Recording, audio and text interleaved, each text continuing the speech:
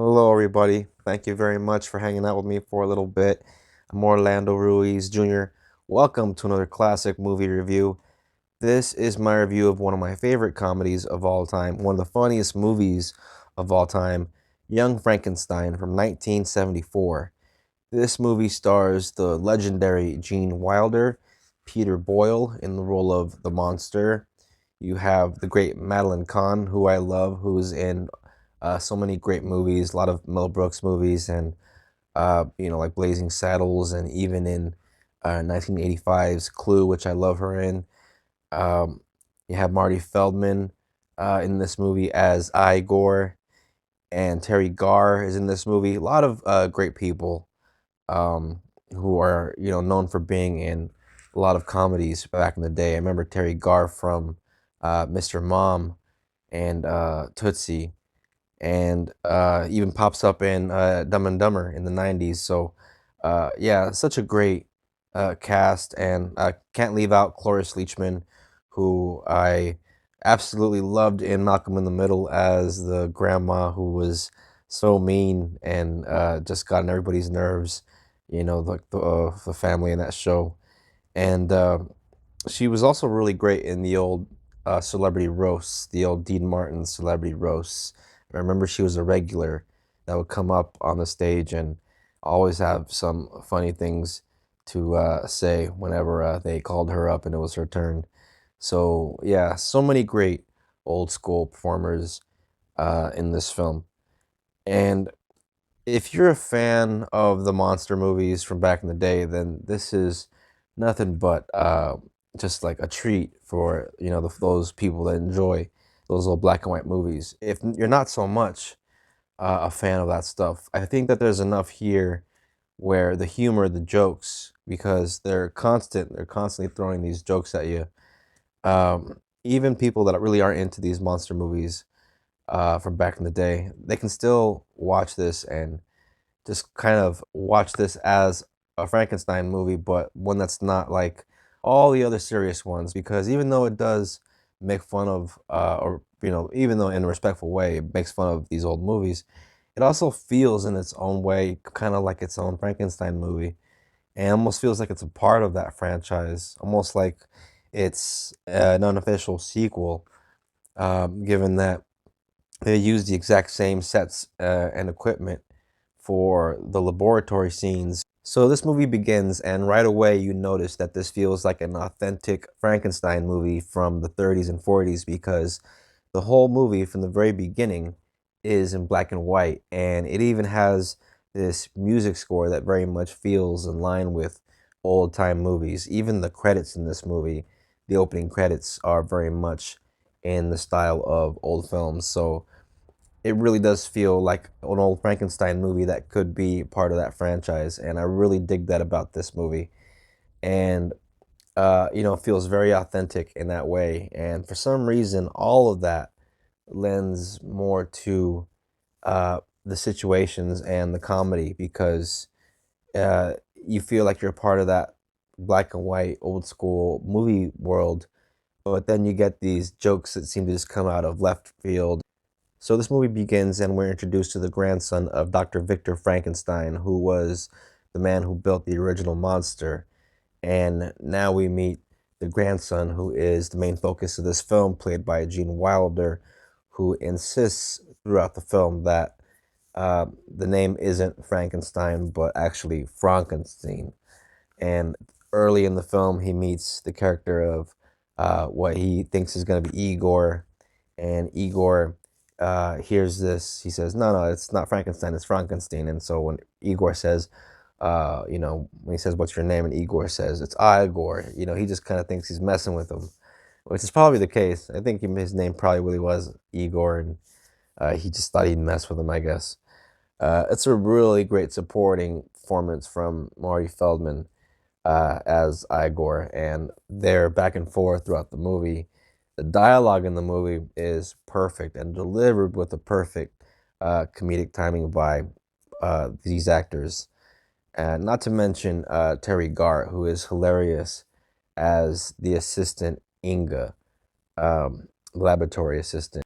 all the scenes with Madeline Kahn are gold, I think. Her interactions with Gene Wilder when they're at the train station early in the film before he goes on his trip, how she doesn't let him touch her at all. He tries to kiss her, blows a kiss, and she dodges it, and all that stuff is so great. The scene with Madeline Kahn and Peter Boyle where he has kidnapped her and takes her back somewhere and to have his way with her basically, and she starts like singing out of pure delight and pleasure.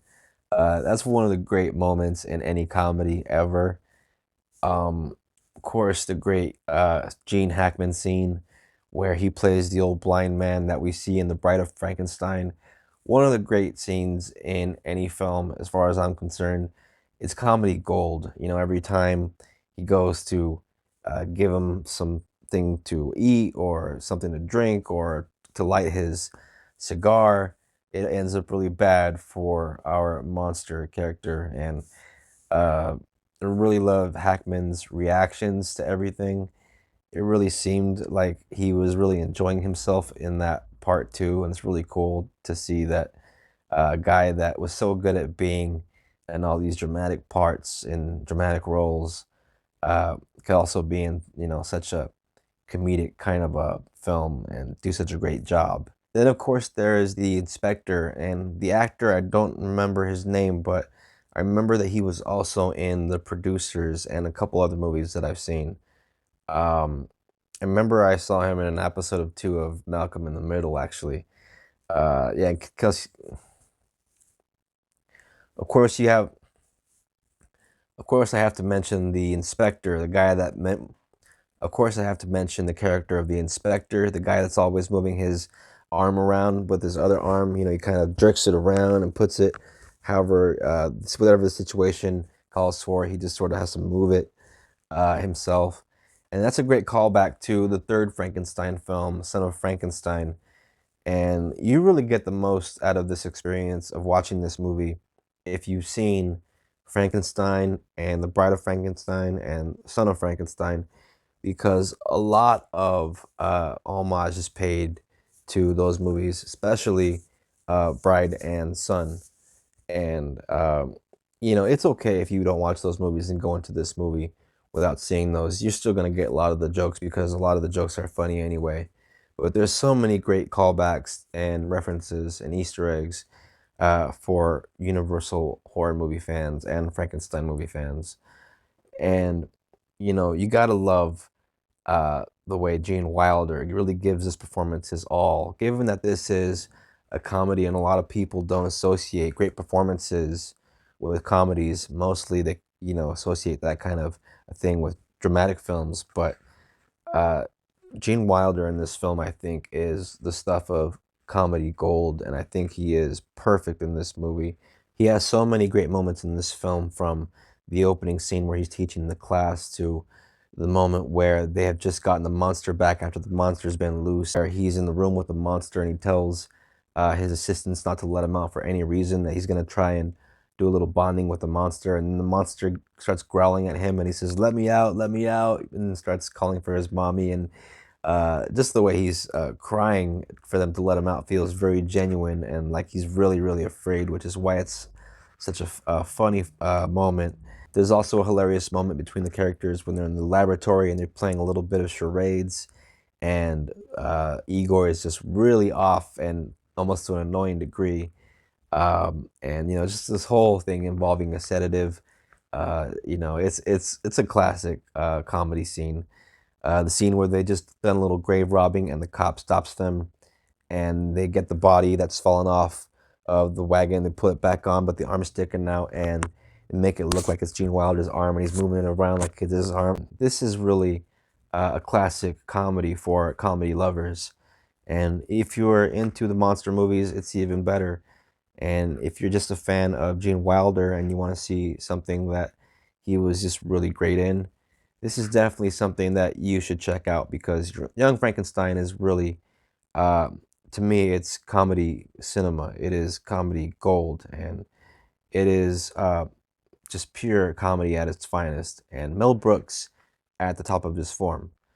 Young Frankenstein to me isn't just one of the greatest comedies, but it's one of the greatest films of all time because it's a movie that I can watch over and over again, like Star Wars or Rocky or Godfather or Raiders of the Lost Ark or Double Indemnity. I can throw on this movie anytime, and it's never boring. It's never not entertaining because every single time I watch it, every single time these scenes are so damn effective because everyone is so damn perfect.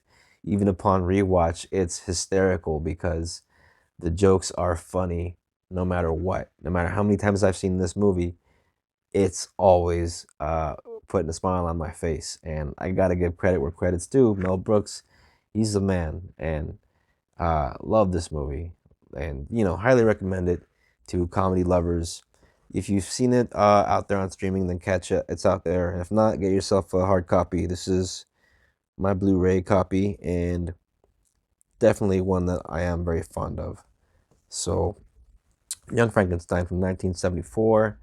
It is hilarious. Thank you very much for watching. Please don't forget to hit that bell for notifications and subscribe if you're new to the channel. If you're into classic movies, I'm always talking about classics and, every now and then something new, but for the most part, classics because that is my general focus on this channel. And please don't forget to comment if you have any favorite monster movies from the Universal movies of the 30s and 40s. Maybe let me know in the comment section what are your favorites. And if you have any favorite Gene Wilder, Mel Brooks movies, that'd be something cool to see in the comment section. Please don't forget to share. And if you want to like, go ahead. And thank you very much for watching. And until next time, peace out and happy holidays.